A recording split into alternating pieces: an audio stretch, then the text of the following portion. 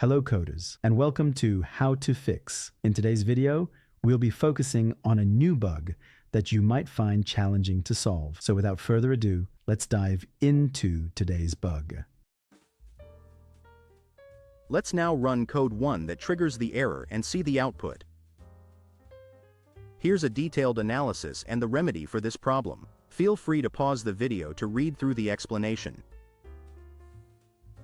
Let's adjust the code now and watch the outcome it yields.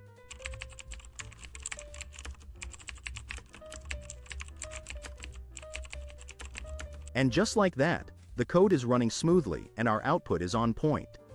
The bug has been squashed. That's all for today's session. If you found this guide beneficial, please like the video and join our channel for more how to fix coding videos.